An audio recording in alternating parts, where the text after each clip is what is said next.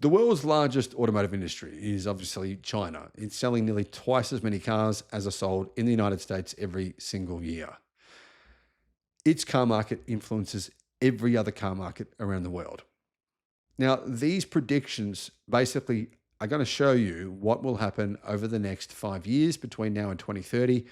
Disruption has already been happening at a rapid pace, but it's about to speed up. Disruption of the Chinese car market will have profound implications for the West, for Japan, for Germany, and the United States, primarily because those are the three regions or nations that the automotive industry is crucial to their economies. So where will China be in 2030? Well, it'll be completely different to where it is today. However, it won't actually be that different. If you have a look at 2024, we've already raced past the tipping point. And this has led to exponential growth. Christopher Meter, EV Curve Futurist, has predicted what is going to happen to the entire global automotive industry. These predictions are based on detailed analysis over years of studying the global automotive industry. If you want to know what's about to happen, this is it. Hello, my friends. Welcome to the channel. I'm Sam Evans. You're watching the Electric Viking. Great to have you with us. If you can support the channel by becoming a YouTube member, that would be fantastic. I'll put a link in the description below. Thank you to our 430, 440, around about that, YouTube members for supporting the channel. China's NEV or EV growth predictions are, well, there's not many people saying what's going to happen. Of course, I've made some predictions. If you're new to the channel, I'll let you know what those were. I predicted a couple of years ago that BYD would become the biggest, maybe about 3 years ago, they'd become the biggest car manufacturer in the world by 2030. I think it's pretty safe to say that is inevitable now. The only one I think that can stop them is potentially Geely. Now, Geely is an absolute juggernaut at this point in time. However, what will the numbers be? Because we know that manufacturers are either going bankrupt or they're having to be taken over by someone else. Fisker, bankruptcy. Nissan would have gone bankrupt, but they're being bailed out by Honda. China's new energy vehicle market is on the fast track to total world domination with a clear trajectory. EV Curve Futurist says that NEVs, which is a combination of plug-in hybrids and EVs, will account for 100% of new vehicles by 2028. 3 years from now, they'll account for 100%. And battery electric vehicles will claim the entire market by 2030. Sounds kind of wild, yeah? But the statistics really do back this up. This transformation is happening much faster, says EV Curve Futurist, than most analysts predicted. In fact, pretty much all analysts predicted, driven by policies, innovation, and market dynamics that are creating a perfect storm of disruption. 2024, NEVs hit a critical tipping point, surpassing internal combustion engine vehicles with 52.6% market share, 12.9 million units. Now, this was, of course, in China. For the entirety of 2024, new energy vehicle sales in China hit around 50%. Now, why this matters is because more than 30 million cars were sold in China. So that means around 36, 37% of all cars sold worldwide last year were sold in China. This year, it's projected that number will increase by approximately 5%. 2026, NEVs capture over 80% of the market, while internal combustion engine vehicle sales fall below 3 million units. I mean, by 2026, I suggest that means that General Motors, many legacy automakers, Honda, Nissan, doesn't matter what they do, they're finished in China. 2028, NEVs will reach 100% market share, marking the end of internal combustion engine vehicle sales in China, period. Now, this is actually pretty likely to happen because it's already hard just to register an internal combustion engine car in China. BEVs will dominate with fully electric cars will dominate with 74% of the market, 26.46 million units, and plug-in hybrids will fill the remaining 26% in 2028. So 26.5 million electric cars will be sold in China alone in 2028, 3 years from now. 2030, EVs will achieve 100% market share, signaling the end of even transitional plug-in hybrids. These milestones represent a fundamental shift in China's automotive market, driven by key factors that ensure the NEV revolution stays on track. I believe that plug-in hybrids will still be around in 2030. Now, I think that they might have around 10% market share, but either way, EVs will have the dominant percentage of the market. One of the reasons, right, I think, is that infrastructure will become a problem for internal combustion vehicles. What will happen is as more and more people buy electric cars, gas stations, petrol stations will close down. And then there'll be anxiety for people who own these types of cars. They'll take up the Chinese government on the trade-ins. The Chinese government is offering people to trade in their vehicles for a few thousand US in order to buy an electric car. They'll take up those trade-ins in order to get what everyone else is using and what the infrastructure actually supports. Chris says that government policy will anchor this transition. China's aggressive policy framework is the backbone of its NEV revolution. The government's roadmap not only ensures compliance, but actively incentivizes the rapid shift. NEV mandates. Automakers must meet strict NEV production quotas through the dual credit system or face heavy penalties. So that applies to legacy automakers as well. If the majority of their car sales are not NEVs, new energy vehicles, EVs or plug-in hybrids, they have to pay for credits. Basically, they have to pay companies, other EV companies, to pool their credits together so that they're not fined billions of dollars. ICE ban timeline.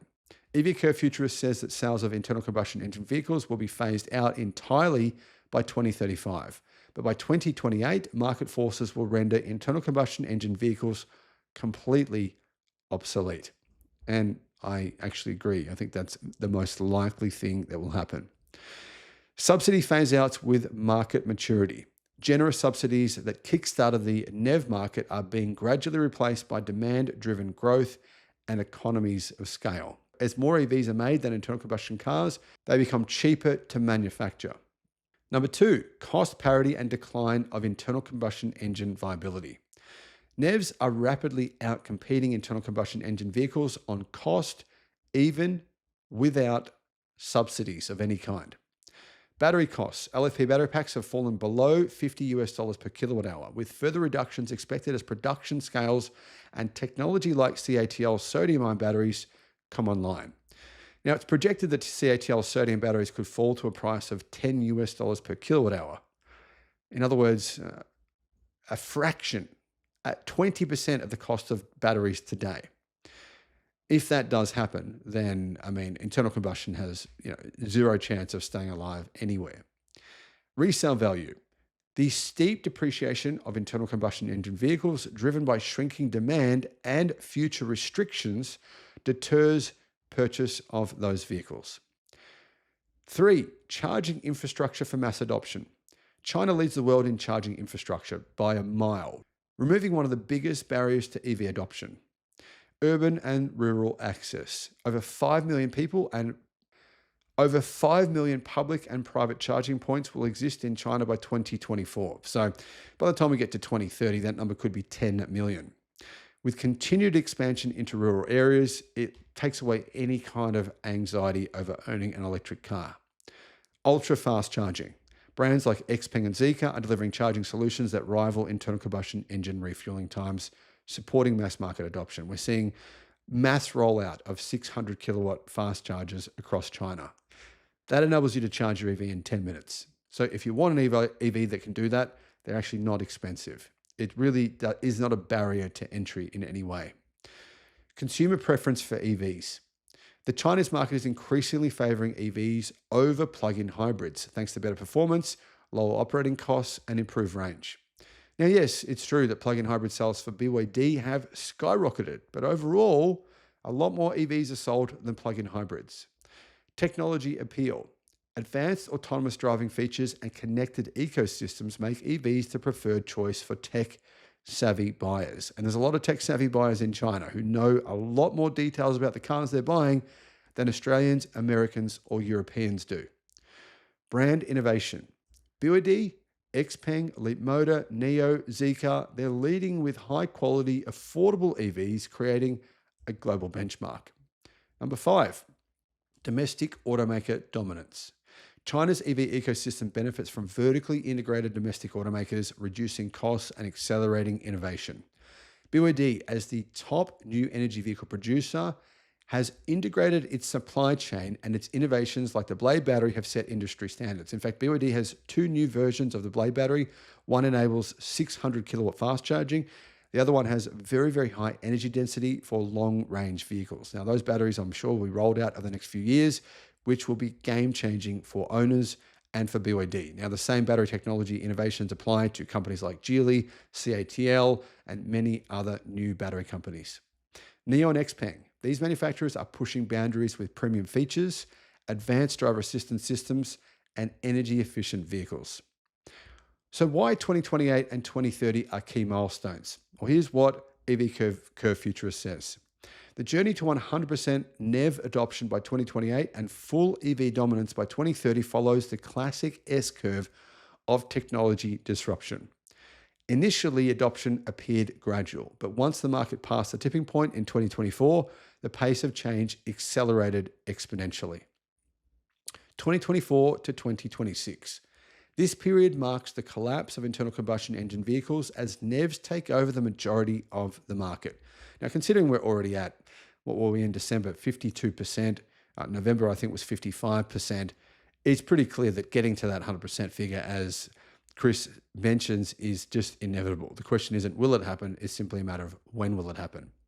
2027 to 2028, he says, is transitional plug-in hybrids will remain viable during that period of time, but they'll quickly be replaced by EVs, which capture nearly all sales by 2028. 2029 to 2030, EVs will complete the takeover, marking the end of plug-in hybrids as a transitional technology. By 2030, the automotive market in China will be entirely electric, a transformation that cements its leadership in the global clean energy revolution. But not only that, it cements its leadership in the entire global automotive industry. China will be making EVs still at probably around half the price of their rivals outside of the country.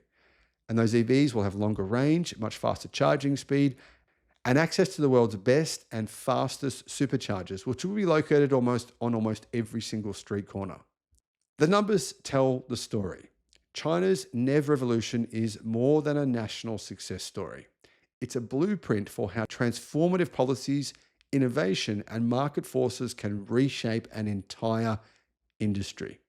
By 2028, the complete elimination of internal combustion engines vehicles from new sales will not just mark a milestone for China, but serve as a wake-up call for global markets. And by 2030, as battery electric vehicles reach 100% market share, China's automotive market will stand as a testament to the power of disruptive innovation and decisive action. Why does China's success matter globally? Well, EV Curve Futurist says that China's rise to 100% NEV and then 100% EV adoption, it's not just about leading the world in electric vehicles.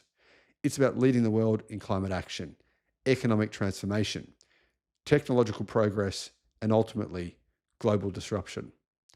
Why does this matter? Well, global climate leadership. Transportation is one of the largest contributors to greenhouse gas emissions. By transitioning its entire new vehicle market to NEVs by 2028, China is significantly reducing its carbon footprint and setting an example for other nations to follow. This is a tangible step toward achieving global climate goals, including the commitments outlined in the Paris Agreement. Number 2, economic transformation. The automotive industry is a cornerstone of China's economy, and its shift to EVs is creating entirely new value chains. From battery production and raw material refining to charging infrastructure and software ecosystems. The NEV revolution is generating millions of high-tech jobs and positioning China as the leader in a $1 trillion global market. It's not just the automotive industry that's being affected. It's also the energy industry, which is being disrupted. China is building the equivalent of 5 nuclear power plants worth of renewable energy every single week. China's goals for nuclear have been pretty much thrown in the waste bin. China has not even hit its goal for nuclear by 2020, but it is well in advance when it comes to renewable energy. It is building out so much renewable energy that coal power plants are being shut down and coal power plant approvals have basically been eliminated. So China's entire country is being transformed. Technological leadership. By achieving 100% EV adoption by 2030, China will set a global benchmark for technology adoption. Chinese automakers are no longer merely competitors. They are innovators, outpacing legacy automakers by a mile in areas like fast charging technology, energy efficiency, and autonomous driving. This leadership will influence the global market and redefine the automotive industry. The S-curve of disruption is really here on full display. And here's some lessons for the world. The rapid adoption of NEVs and BEVs in China underscores a fundamental truth. Technological disruption is not linear.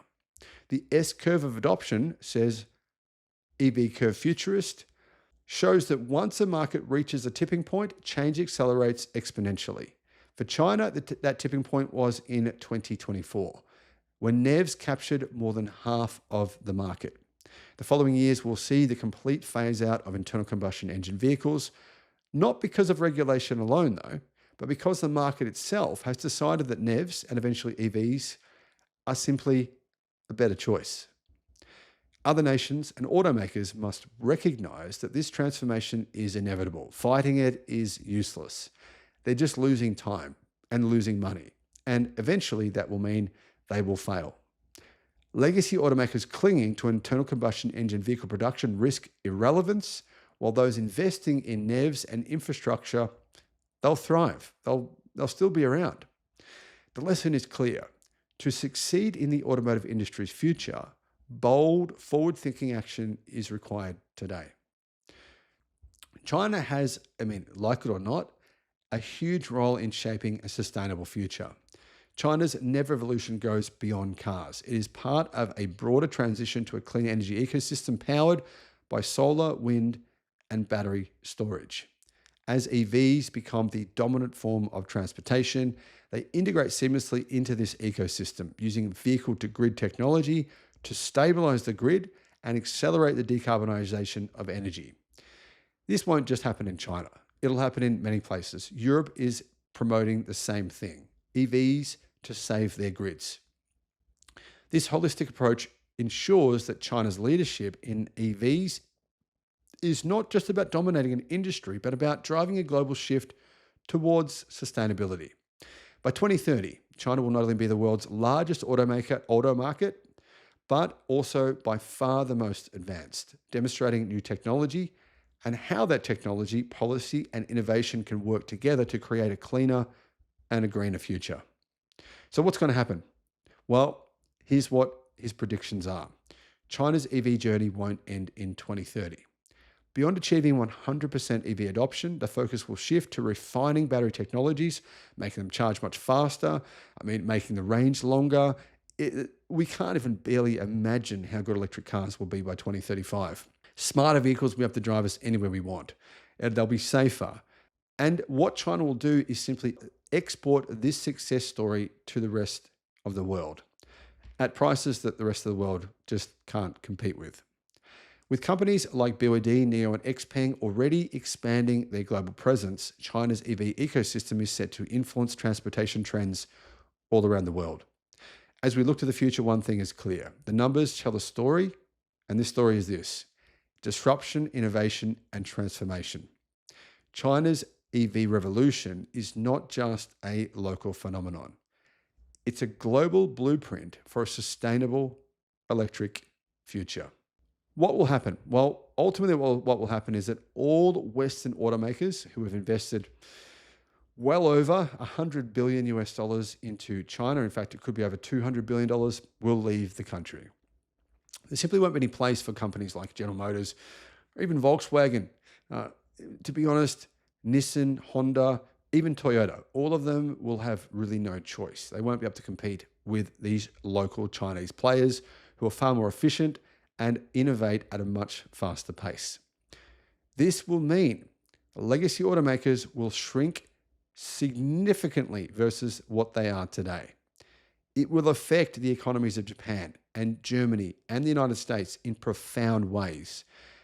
And I think we need to be ready for this. We need to prepare ourselves for how this will have a downflow effect into those economies. I believe those Western economies will shrink as a result of this. But what are your thoughts?